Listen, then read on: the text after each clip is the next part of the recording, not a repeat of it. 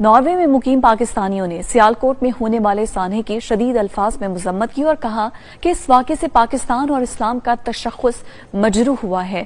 پیر سید نعمت علی شاہ بخاری، ماہرہ خان، ممتاز تاجر، شیخ طارق محمود، ڈاکٹر عدیل زاہد اور سید خالد حسین شاہ نے دنیا نیوز سے گفتگو کرتے ہوئے مزید کیا کہا، آئیے دیکھتے ہیں۔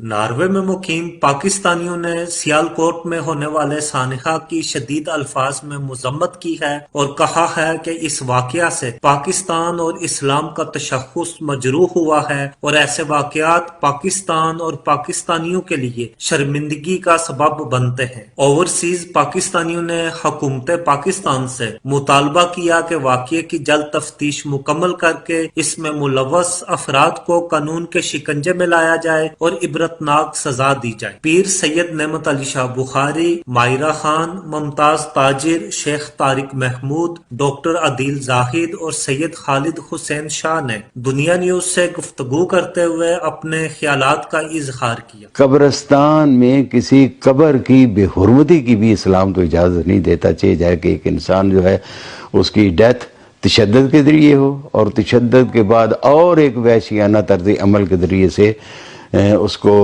آگ لگائی جائے۔ قانون ہے ہی کوئی نہیں جس کو ہاتھ میں لینا تھا، اور جنہوں نے لیا اب ان کو کس نے ہاتھ میں لینا ہے اس بات کا بھی پتہ نہیں۔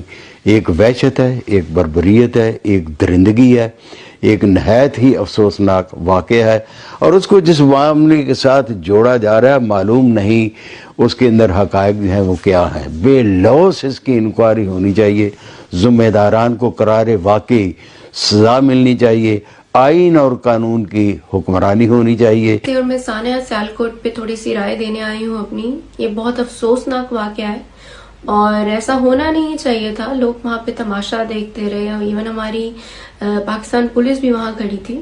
تو میں یہ کہنا چاہوں گی سب سے پہلے کہ ایک انسان کو زندہ جلا دیا گیا، اور اسلام کے نام پر، یہ اسلام نہیں ہے جس کو آپ اسلام کہتے ہیں، اسلام نہیں ہے۔ اسلام آپ کو ٹالرنس سکھاتا ہے، صبر اور برداشت، اور قرآن میں لکھا گیا ہے کہ انسان کی جان لینا پوری انسانیت کی جان لینے کے برابر ہے۔ اگر آپ ابھی یہ دیکھیں تو دنیا ایک گلوبل ولیج بن چکی ہے، ہر مذہب کا انسان دنیا کے ہر کونے میں مل کر کام کر رہا ہے۔ تو اگر ہم نفرتیں دلوں میں پیدا کریں گے تو دنیا میں امن ختم ہو جائے گا اور ہم سروائیو نہیں کر سکیں گے۔ تو یہ ایکسٹریمزم ہے، اور ایکسٹریمزم دونوں صورتوں میں غلط ہے، چاہے مسلمان کے خلاف قرآن جلا کے ہو یا ایک نان مسلم کو زندہ جلا کے ہو۔ تو یہ دونوں چیزیں کنڈیمیبل ہیں میری نظر میں، اور یہ بالکل غلط ہے۔ تو ہمیں آواز اٹھانی چاہیے اس چیز کے اوپر، کیونکہ اس چیز کا اثر ہم باہر رہنے والوں پہ بھی ہوتا ہے۔ اگر ہمارے ملک میں ایسا ہوتا ہے تو نام ہمارا باہر بھی خراب ہوتا ہے۔ تو پلیز اسلام آپ کو صبر اور گنجائش دکھاتا ہے۔ میں سمجھتا ہوں کہ اوورسیز پاکستانی خاص کر پوری دنیا میں، اور بزنس کمیونٹی، اوسلو، ناروے اور جتنے ہمارے پاکستانی ہیں، ان سب کا دل بہت بری طرح دکھا ہوا ہے، اور لوگ بڑے پریشان ہیں کہ ایک اس طرح کا واقعہ ہمارے ملک میں ایک غیر ملکی کے ساتھ، ایک مہمان کے ساتھ جو ایک کام کے سلسلے میں پاکستان آیا ہوا تھا اس کے ساتھ ہوا ہے۔ اور میں سمجھتا ہوں کہ اس سے کوئی برا واقعہ ہو نہیں سکتا پاکستان میں، لیکن ہمارے سوچنے کی بات یہ ہے کہ ہمیں اس طرح کے واقعات کو روکنے کے لیے ہماری گورنمنٹ کو، ہمارے معاشرے کو، ہمارے دینی علماء کو کیا کرنا چاہیے، اور لوگوں کی سوچ بدلنے کے لیے ہمیں اس پہ کام کرنا ہوگا، ورنہ جس طرف پاکستان کے حالات اور اس طرح کے واقعات ہمیں لے کے جا رہے ہیں یہ بہت خطرناک ہے۔ یہ سیالکوٹ کا جو واقعہ ہوا ہے اس نے ہمارے سب کے دل دہلا کے رکھ دیے ہیں۔ مطلب ایک دم ایسے اخباروں پہ، نیوز پہ جب دیکھا کہ کسی بندے کو زندہ جلا دیا ہے، اس وقت کوئی وجہ نہیں فوری سامنے آئی، مگر ایک دم دل ہل کے رہ گیا۔ مطلب انتہائی دکھ، افسوس، اور دل خراش ہو جاتا ہے انسان کا۔ مطلب انسان اپنی فیلنگز اظہار نہیں کر سکتا، ڈپریس ہو جاتا ہے کہ ملک جو اسلام کے نام پہ بنا ہے اس پہ ایسے انسیڈنٹس، ایسے واقعات کا ہونا، اور جو اس طرح کا مطلب ایک شدت پسندی کا یہ رجحان بن رہا ہے یہ کسی صورت بھی ہمیں ہمارے ملک کو، ہماری ویلیوز کو، ہماری امیج کو کسی صورت بھی فیور نہیں کرتا.